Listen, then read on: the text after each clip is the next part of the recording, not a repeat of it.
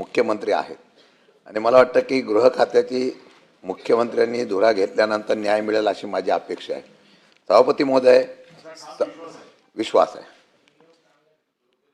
कारण सभागृहामध्ये मुख्यमंत्री महोदय मी पेनड्राईव्ह दिला, काही अधिकाऱ्यांच्या चुकीच्या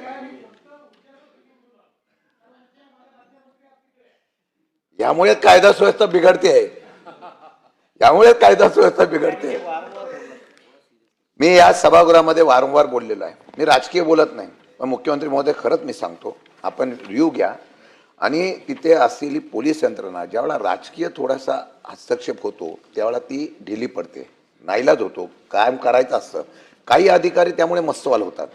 मी सातत्याने सांगितलंय क्राईम वाढले काय, तो 100% वाढलाय आणि हा वाढत असताना जे कोणी अधिकारी आहे त्याचा उल्लेख पण मी केला, मी आपल्याला पत्र पण देतो आणि त्याचा चौकशी करून जर त्या खरोखर त्या सत्य असेल. मी परवा सांगितलं, काल 1-2 अल्पवयीन मुली ज्यावेळेला गेल्या त्यांची तक्रार करायला गेलेल्या वडिलांना सुद्धा आणि त्या पालकांना सुद्धा अटेंड केलं गेलं नाही, अजूनही ती तक्रार घेतली नव्हती. काल आपलं तक्रार इथं झाल्यानंतर त्याची केस दाखल करून घेतली. ही सत्य परिस्थिती आहे, पालकमंत्र्यांना माहिती आहे. माझी विनंती एवढीच आहे, जे कोणी दोषी अधिकारी असतील त्याची चौकशी करा आणि त्यात जर दोषी नसतील तर त्यांना प्रमोशन करा, दोषी असतील तर कारवाई करा, कायद्याचा धाक दिसून द्या. आज काही गेलं, तरुण पोरामध्ये ज्या पद्धतीने एक वेगळ्या प्रकारचा गुन्हेगारीकडे आकृष्ट वाटतोय, पार्ट्या कोयता हे सर्रास सुरू झालेला आहे, त्याला धाक बसवण्यासाठी आपण पोलीस प्रशासन म्हणून काही कडक कायदे करणं गरजेचं आहे. त्यामध्ये काही रेकॉर्डवरचे गुन्हेगार असतात, त्यांना फॉलो करणारी तरुण वर्ग मोठ्या प्रमाणात आहे, तो धाक बसवण्यासाठी आपण एसपीनं तशा प्रकारच्या सूचना करणार आहात का?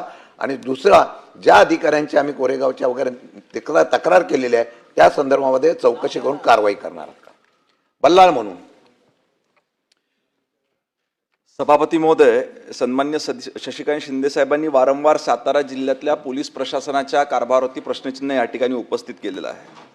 एक विशिष्ट घटना आपण त्या ठिकाणी सांगितली की सातारा शहरामध्ये भर दिवसा एका युवकाची निर्गुण हत्या झाली. हे खरं आहे की 22 जानेवारी 2026ला त्या ठिकाणी घटना घडली आणि सदर गुन्ह्यात एकूण 15 आरोपीपैकी 11 आरोपींना आपण त्या ठिकाणी अटक देखील केली आणि 4 आरोपींचा शोध त्या ठिकाणी सुरू आहे. परंतु शिंदे साहेब, आपण जे सांगितलं की दिवसेंदिवस या ठिकाणी क्राईमची संख्या वाढते. मी आपल्याला या ठिकाणी माहिती देतो, 2024 आणि 2024चा कंपॅरेटिव्ह चार्ट देखील मी तुमच्यासमोर त्या ठिकाणी उत्तरामध्ये ठेवलेला आहे. या ठिकाणी लोकप्रतिनिधींनी दिलेल्या तक्रारीनंतर तातडीनं दखल घेऊन पोलीस प्रशासनानं कारवाई देखील तशीच त्या ठिकाणी केलेली आहे. आपण जर बघितलं तर 2024 साठी खुनाच्या 48 घटना सातारा जिल्ह्यामध्ये झाल्या होत्या, 2025 मध्ये 38 झाल्या. खुनाच्या प्रयत्नाच्या घटना 2024 मध्ये 113 झाल्या होत्या, 2025 मध्ये त्या 82 झाल्या. सदोष मनुष्यवध ज्या 19 होत्या 2024 मध्ये, त्या 2025 मध्ये 7 झाल्या. दरोड्याच्या घटना ह्या 15 होत्या, त्या 18 झाल्या. जबर चोरी 123 घटना 24 मध्ये झाल्या होत्या, 2025 मध्ये त्या 49 झाल्या. तर एकंदरीतच 24च्या ऐवजी 25 मध्ये झालेल्या घटनांची संख्या त्या ठिकाणी कमी झाली आहे. परंतु असं हे समर्थनार्थ नाही आहे की या घटना कमी झाल्या म्हणून समर्थन याचं करायचं, परंतु एकंदरीतच याच्यावर रोख लावण्याकरिता पोलीस प्रशासन हे पूर्णपणे ताकदीनं त्या ठिकाणी प्रयत्न करत आहे. दुसरं, आपण ते सांगितलं होती परवाच्या लक्षवेधीच्या वेळेस की बाबा ते अल्पवयीन मुलींचे पालक जेव्हा तक्रार करायला गेले तर त्या ठिकाणी गुन्हा दाखल करण्यात आलेला नाही. गुन्हा दाखल झालेला होता शिंदे साहेब, आपल्या चर्चेमुळे त्याच्या आधीच त्या ठिकाणी गुन्हा झालेला होता. दुसरा विषय, आपण ज्या ज्या अधिकाऱ्यांबद्दल त्या ठिकाणी तक्रार केली आहे त्या अनुषंगाने देखील आधीच पोलीस महासंचालकांच्या कार्यालयाच्या मार्फत चौकशी करण्यात आली होती, त्यांच्याकडनं त्या ठिकाणी क्लीन चिट देण्यात आली होती. तरी आपण सन्मान्य सदस्य असल्यामुळे पुन्हा एकदा आपण दिलेल्या पेनड्राईव्हच्या अनुषंगाने चौकशी सुरू करण्यात आल्या. निश्चितपणे याच्यामध्ये जे कोणी दोषी आढळतील त्यांच्यावर कारवाई करण्यात. शशिकांत शिंदे, आपण सांगितलं की महासंचालकांनी क्लीन चिट दिली, मी या सदनामध्ये सांगितलेलं आहे. मी कोणाचं भांडवल करत नाही, मी प्रामाणिकपणाने सांगतो. तो कोणत्या पक्षाचा कार्यकर्ता म्हणून नाही आहे. सामान्य माणूस ज्यावेळेला तक्रार करतो त्या पोलीस स्टेशनमध्ये अधिकाऱ्याकडून न्याय मिळाला नाही, जे कोणी तक्रार दाखल केले ते कोणत्या पक्षाचे नव्हते. माझी विनंती आहे, मी कालही सदनामध्ये बोललेलो आहे मुख्यमंत्री महोदय, जर चुकीचं निघालं तर हा शशिकांत शिंदे जाहीर माफी या सभागृहात मानेल. ज्यावेळेला गांभीर्याने बोलतो त्यावेळेला ते स्वतःच बदली मागतायत आता, पण तिथे यायलाच कोण तयार नाही, ही वस्तुस्थिती आहे.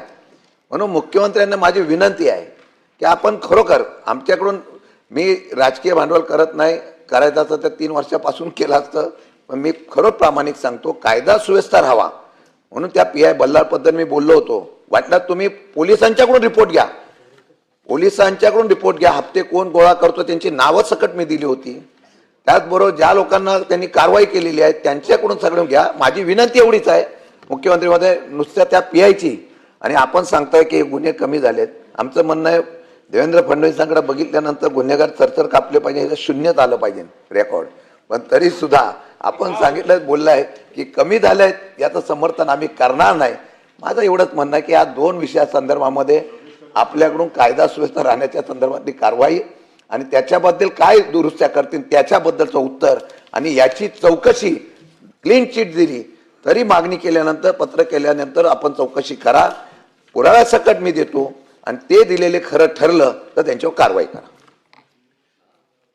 शिंदे साहेब, आपण जो पेनड्राईव्ह दिला त्या अनुषंगाने ऑलरेडी त्या ठिकाणी चौकशी पुन्हा अजून द्या, पुन्हा चौकशी करू आणि जर दोषी आढळले तर तुम्ही सॉरी मागण्याची गरज नाही, विभागाच्या वतीनं मी आपलं सॉरी म्हणेल, पण निश्चितपणे त्या अधिकाऱ्यावर जर तो दोषी आढळला तर त्याच्यावरती कारवाई करू, इतका शब्द सभागृहामध्ये.